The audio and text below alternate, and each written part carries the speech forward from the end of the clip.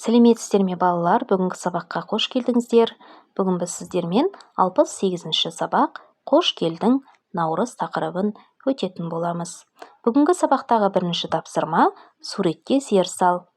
Бірінші сұрақ: жылдың қай мезгілі? Балалар, суретте көктем мезгілі бейнеленген, иә? Қандай мейрам?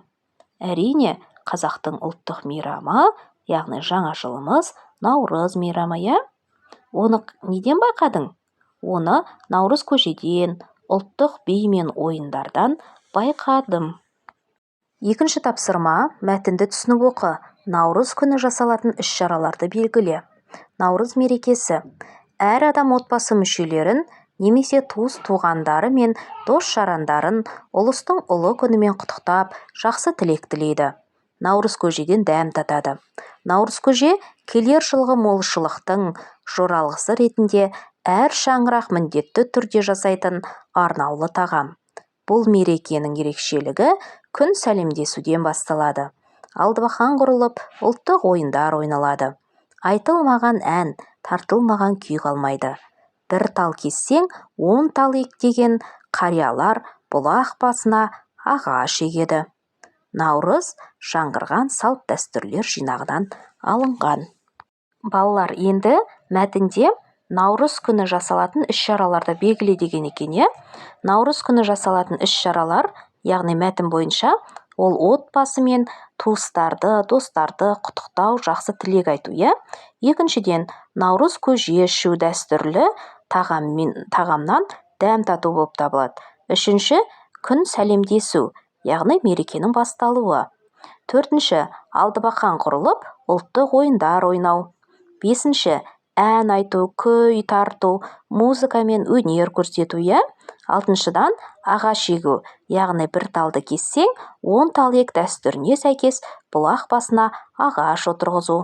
Балалар, бұл әрекеттер наурыз мерекесінің дәстүрлі салт дәстүрлері болып табылады. Келесі тапсырма: мәтін бойынша сұрақтарға жауап беріңдер. Бірінші сұрақ: ұлыстың ұлы күні дегенді қалай түсінесің? Балалар, бұл жыл басы мерекесі. Жаңа жылдың, табиғаттың жаңарған уақытын қарсы алу, отбасы мен туыстарға жақсылық тілеу күні. Екінші сұрақ: наурыз көже қандай тағам? Наурыз көже әр шаңырақта дайындалатын арнаулы дәстүрлі тағам. Келер жылғы молшылыққа тілек ретінде пісіріледі. Келесі: наурыз мерекесі қалай тойланады? Мереке күн сәлемдесуден басталып, алтыбақан құрылып, ұлттық ойындар ойналады. Ән айтылып, күй тартылып, ағаш егеді. Сонымен қатар отбасы мен достар бір-бірін құттықтап, наурыз көжеден дәм тартады. Келесі төртінші тапсырма: түсініп оқы. Наурыздағы тілек. Ала биең құлындап, ала тауға сыймасын.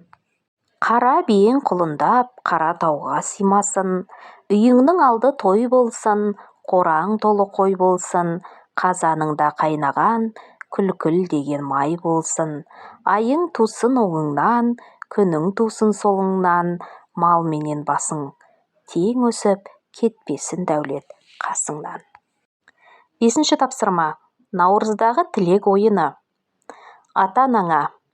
Ата-ана, сізге денсаулық, ұзақ өмір, бақ-береке тілеймін. Ұстазыңа. Ұстазым, сізге шығармашылық табыс, сабақты қызық өткізу, әрдайым қуанышты көңіл тілеймін. Достарыңа. Досым, саған қуаныш, сәттілік, достығымыз мәңгілік болсын. Осылайша балалар, наурыздағы тілек ойынын ойнасаңыздар болады.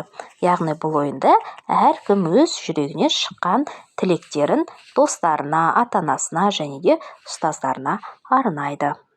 Алтыншы тапсырма: мәліметтерді пайдаланып, наурыз мерекесіне қатысты 3 сөйлем құра. Бірінші: наурыз мерекесінде әр адам туыс-туғандары мен достарын құттықтап, жақсы тілек тілейді. Екінші: мерекеде наурыз көже дайындалып, дәстүрлі тағамнан дәм татылады.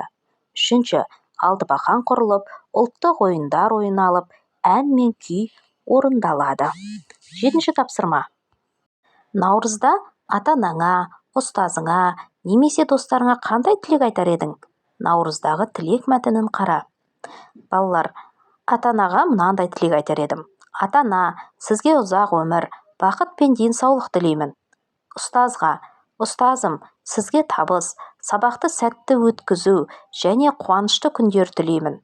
Досқа, досым, саған сәттілік, қуаныш және достығымыз мәңгілік болсын деп тілек тілер едім. Осымен балалар, біздің бүгінгі сабағымыз аяқталды. Келесі жаңа сабақта кездескенше сау саламатта болыңыздар.